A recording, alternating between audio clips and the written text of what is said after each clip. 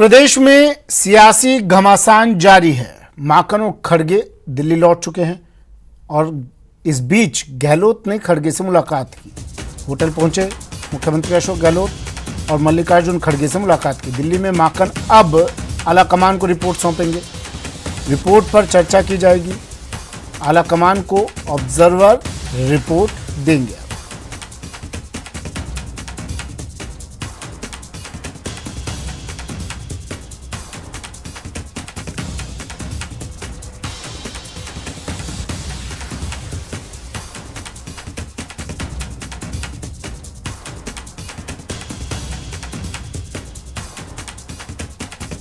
अजय माकन और मल्लिकार्जुन खड़गे दिल्ली लौट चुके हैं। इससे पहले मुख्यमंत्री अशोक गहलोत ने मल्लिकार्जुन खड़गे से होटल पहुंचकर मुलाकात की। अब दिल्ली में माकन आलाकमान को रिपोर्ट सौंपेंगे। कुर्सी को लेकर जो सियासी टकराव जारी है, इसे लेकर पूरी रिपोर्ट तैयार कर ली गई और ये रिपोर्ट अब आलाकमान को दी जाएगी। पहले गोविंद सिंह डोटासरा मिलने पहुंचे, उसके बाद अशोक गहलोत ने मुलाकात की। ये तस्वीरें भी हम लगातार आपको दिखा रहे हैं। देखिए उस वक्त की तस्वीरें जब मुख्यमंत्री पहुंचे होटल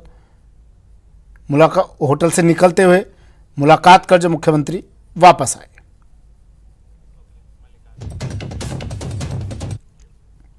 प्रदेश में सियासी घमासान लगातार जारी है। मल्लिकार्जुन खड़गे ने इस बीच एक बड़ा बयान दिया।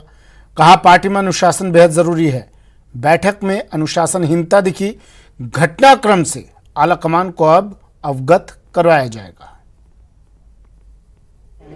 नेचुरली जाने से पहले मैं उनको फोन किया था तो बोले कि मैं वही खुद आके आपसे मिलता हूँ। कट से मैं फोन किया, आके मिले बस। अरे जो कुछ होगा अब हमारे कांग्रेस प्रेसिडेंट को बताएंगे यहाँ की स्थिति। उसके बाद में जो निर्णय होगा वो सबको मानना पड़ेगा। पार्टी में डिसिप्लिन भी होना चाहिए, पार्टी को मजबूत भी करना चाहिए और पार्टी में एकता भी होना चाहिए। इसके लिए जो स्ट्रेटेजी कांग्रेस प्रेसिडेंट करेंगे उनको सबको मानना पड़ेगा।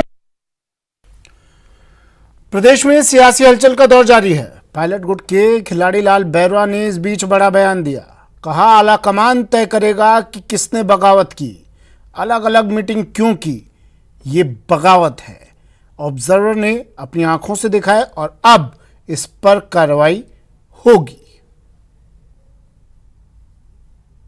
देखिए, खिलाड़ी लाल बैरवा विधायक हैं और एससी आयोग के अध्यक्ष हैं और पहले वो शख्स थे जिन्होंने खुलकर ये बात कही थी कि अशोक गहलोत को राष्ट्रीय अध्यक्ष बनना चाहिए और अब मौका देना चाहिए सचिन पायलट को, क्योंकि जो उदयपुर में चिंतन शिविर हुआ था उसमें खुद सोनिया गांधी ने कहा था कि पार्टी को संभालने की जरूरत है, जिन्होंने पार्टी से लिया है देने का वक्त है। लेकिन खिलाड़ी जी, देने की जगह आंख दिखाई गई आलाकमान को।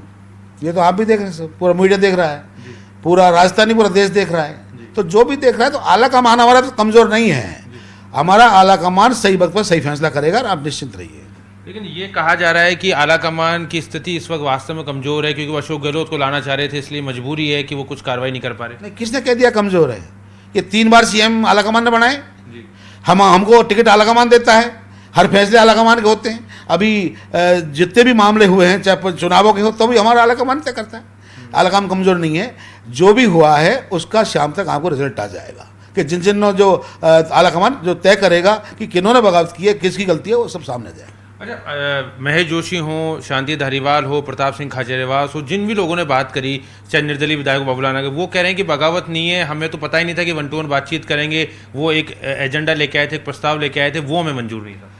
7 बजे मीटिंग होनी थी, चीफ व्हिप का फोन आया, सीएमआर में होनी थी, ऑब्जर्वर आ रहे हैं, सब कुछ 7 बजे जाना था। फिर उसी चीफ व्हिप ने 5 बजे मीटिंग क्यों की अलग स्थान पर ले जाके? तो ये क्या बगावत में नहीं है क्या ये अनुशासनता में नहीं आती है? तो जो भी होगा, ये काम तो आलाकमान का है। जब परिस्थितियाँ 2 ऑब्जर्वर आए थे, उन्होंने पूरी अपनी आंखों से रिपोर्ट को दी है, देखा है, वो रिपोर्ट लेके जा रहे हैं। वो कार्रवाई के वो आगे कार्रवाई होगी 100%।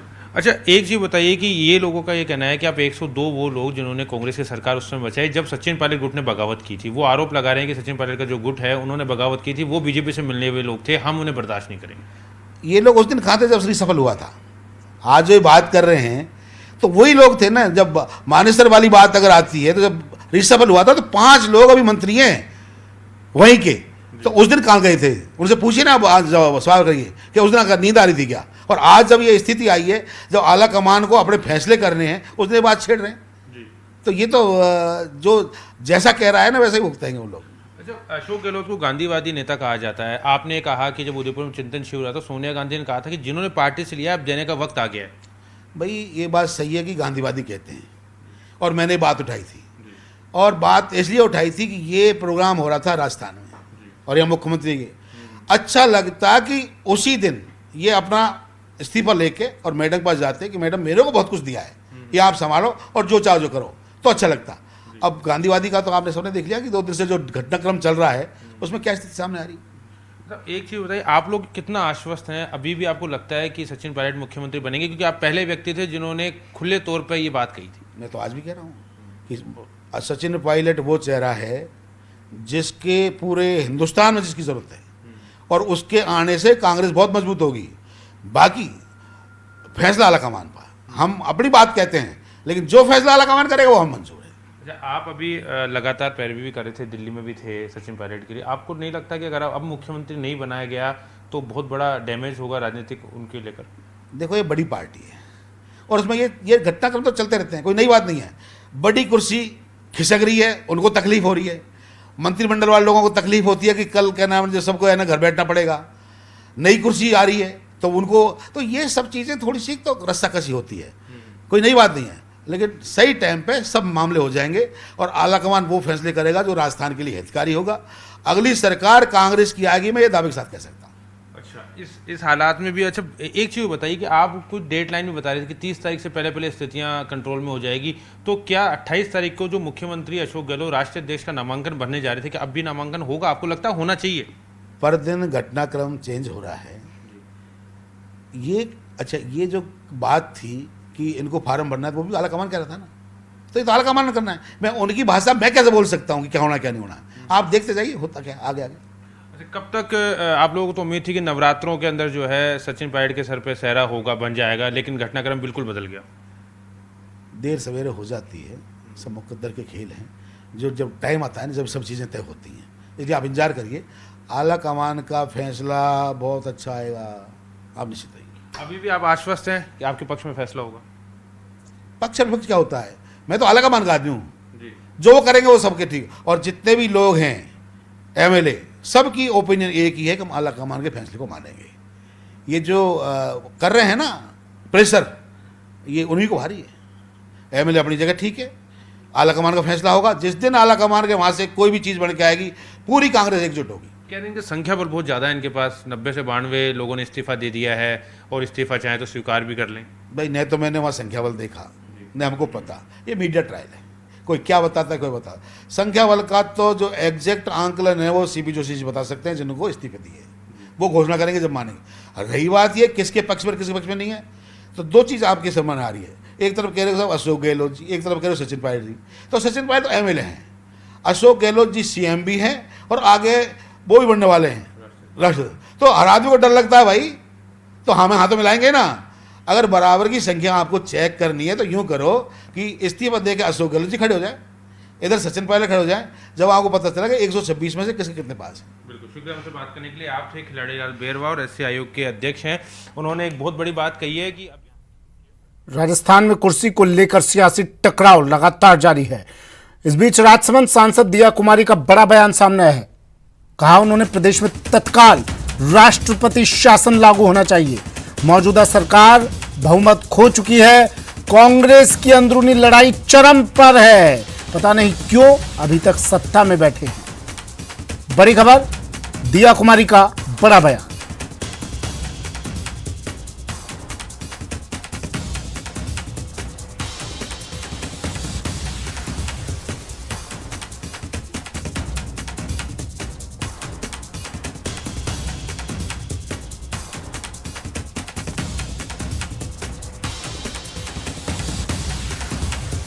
सचिन मेरे सहयोगी हमारे साथ सीधा जुड़ गए जयपुर से। अभी अंदरूनी लड़ाई पर बयानबाजी भी शुरू हो गई है सचिन, और विपक्ष को तो मुद्दा मिल गया है, क्यों नहीं वो इस मुद्दे को लपकेगा।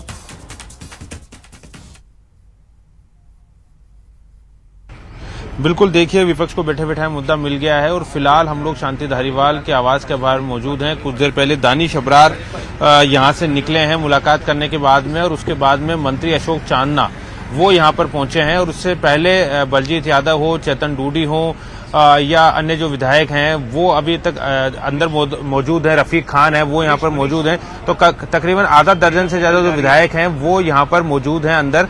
और अभी अभी अशोक चांदना आए हैं, दानिश अबरार कुछ देर पहले निकल गए थे। इससे पहले बलवान पूनिया उन्होंने मुलाकात की थी और विधायक भरोसीलाल जाटव उन्होंने भी मुलाकात की थी और वो भी यहाँ से निकल गए थे। रोहित बोरा थोड़ी देर पहले निकले थे, मीडिया से तो उन्होंने बात नहीं की, लेकिन अनऑफिशियली उन्होंने कहा कि ऑल इज ओके, सब कुछ ठीक है। आज नवरात्र का पहला दिन है, अधिकतर विधायक अपने क्षेत्रों में जा चुके हैं और हम क्योंकि धारीवाल जी को चोट लगी थी, कुछ तकलीफ में वो हैं, इसलिए कि हम हालचाल जानने आए। और उसके कुछ देर बाद रोहित बोरा फिर से जो है वो धारीवाल के आवास के अंदर मौजूद है। तो अभी भी तकरीबन आधा दर्जन से ज्यादा विधायक जो हैं वो धारीवाल आवास में मौजूद हैं, लेकिन फिलहाल कोई मीडिया से बात नहीं कर रहा है। और जिस तरह से अजय माकन का बयान था कि अनुशासनहीनता हुई है, खिलाड़ीलाल बेरवा लगातार कह रहे हैं कि अब आज शाम तक जो है कुछ लोगों को पे कार्रवाई भी कर दी जाएगी, मैसेज देने की कोशिश की जाएगी। तो उससे यही लग रहा है कि उसी बात को लेकर मंत्रणा यहाँ पर हो रही है। अब क्या कुछ इस पूरे मामले को लेकर निकलेगा, हमारे सहयोगी बाबूलाल उनसे बात कर लेते हैं कि अब किस तरह की कार्रवाई हो सकती है। बाबूलाल जी, क्या अब हो सकता है, क्या कुछ चल रहा होगा अंदर, अब क्या फिर से घेराबंदी करने की कोशिश? जी देखिए, अशोक गहलोत की अजय माकन से मुलाकात नहीं हो पाई है। जो जानकार सूत्र हैं वो कह रहे हैं कि मुलाकात नहीं हुई और अशोक गहलोत ने कोई रुचि नहीं दिखाई। उनको लगा कि जिस तरह से राजस्थान की राजनीति को प्रभावित करने की कोशिश की गई उसके मुख्य किरदार जो हैं वो अजय माकन है, लिहाजा माकन को तवज्जो नहीं मिली उनके इस पूरे दौरे में। और इस वक्त कई अलग अलग जगहों पर एक जगह इकट्ठा होने के बजाय जो गहलोत के वफादार हैं वो अलग अलग जगहों पर मीटिंग कर रहे हैं, कोई आधा दर्जन जगहों पर इकट्ठे हुए हैं। और गोविंद डोटासरा भी घर पहुंचे हुए हैं, सीएम भी अपने घर पर हैं, लेकिन शांति धारीवाल के घर पर भी एक बैठक चल रही है जिसमें आगे क्या रणनीति अपनानी है पार्टी को, उस पर विचार चल रहा है। क्योंकि राष्ट्रीय अध्यक्ष जो है वो उसको लेकर संशय बरकरार है इस वक्त कि अशोक गहलोत नॉमिनेशन फाइल करेंगे या नहीं करेंगे। कमलनाथ को दिल्ली बुलाया गया है, तो कहीं कमलनाथ को आगे बढ़ाने की कोशिश हो रही है या कमलनाथ को मनाने के लिए अशोक गहलोत को भेजा जा सकता है। दोनों बहुत गहरे दोस्त भी हैं। तो अभी असमंजस की स्थिति है, पूरे राजस्थान की जनता भी ये देख रही कि क्या अशोक गहलोत दिल्ली जाएंगे या नहीं जाएंगे, वो सीएम रहेंगे या नहीं रहेंगे। बहुत सारी चीजों में तब्दीली होती दिख रही है। कोई विधायक शायद हो सकता है बाहर निकले, बात बहुत तेजी से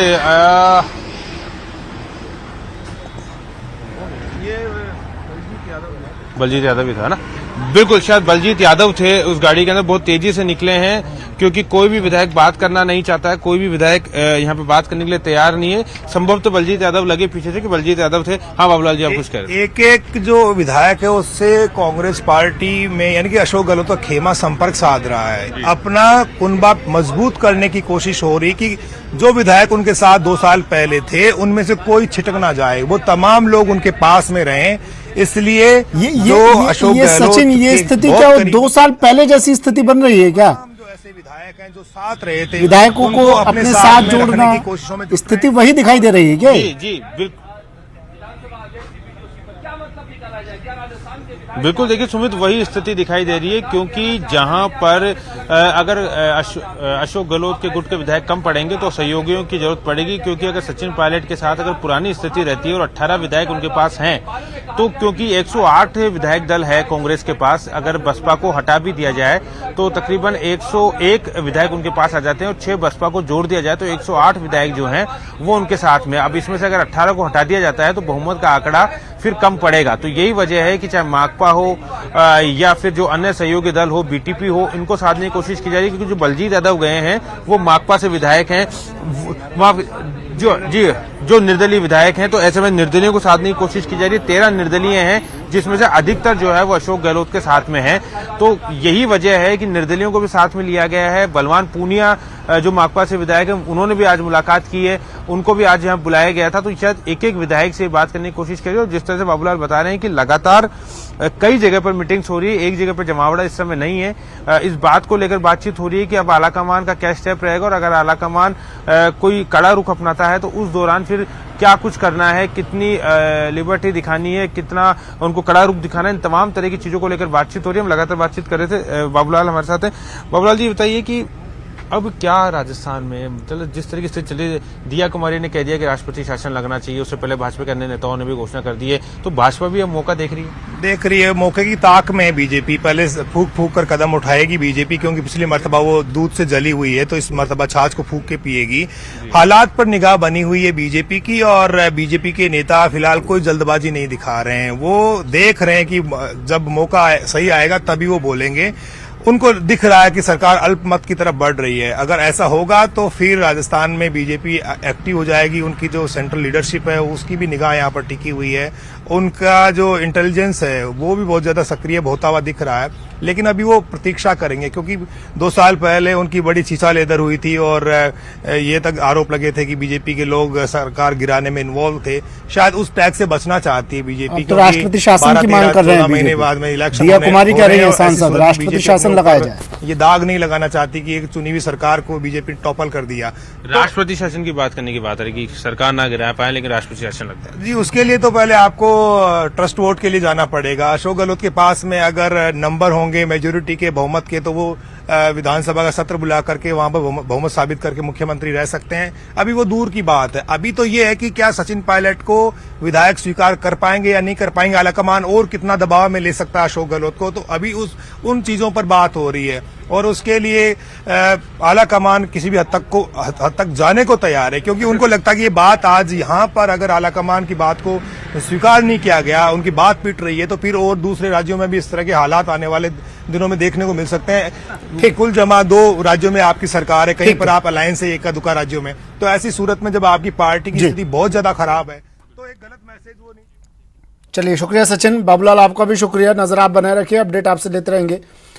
इस बीच विधायक दिव्या मदेरणा ने बयान दिया, पत्रकारों से बातचीत की। विधायक दिव्या मदेरणा ने, बेबाकी के लिए जानी जाती हैं विधायक दिव्या मदेरणा, और बेबाकी से ही बयान दिया उन्होंने। दिव्या मदेरणा ने मीडिया से बातचीत की, केंद्रीय ऑब्जर्वर्स से मुलाकात की। कहा उन्होंने कि पार्टी आलाकमान का निर्णय सर्वमान्य होना चाहिए। और सिर्फ अधिकृत विधायक दल की मीटिंग की सूचना थी। 10 जनपद के द्वारा जो पर्यवेक्षक भेजे गए, 10 जनपद कांग्रेस प्रेसिडेंट के द्वारा भेजे गए अधिकृत प्रवेशक उस मीटिंग में आने थे, और मैं वहां आई।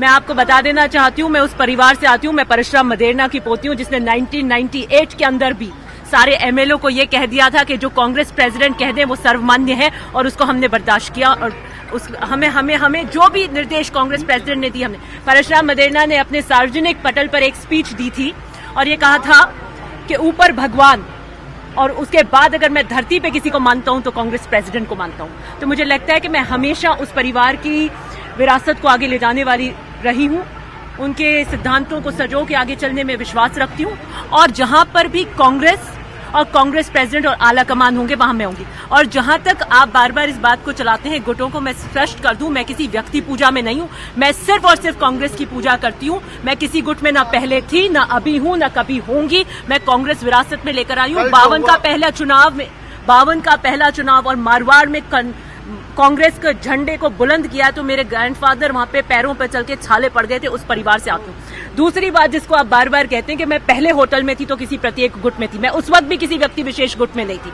वहां पर भी अधिकृत विधायक दल की मीटिंग हो रही थी, और उस वक्त कांग्रेस प्रेसिडेंट ने 3 ऑब्जर्वर्स भेजे थे, अजय माकन जी, केसी वेणुगोपाल और सुरजेवाला जी।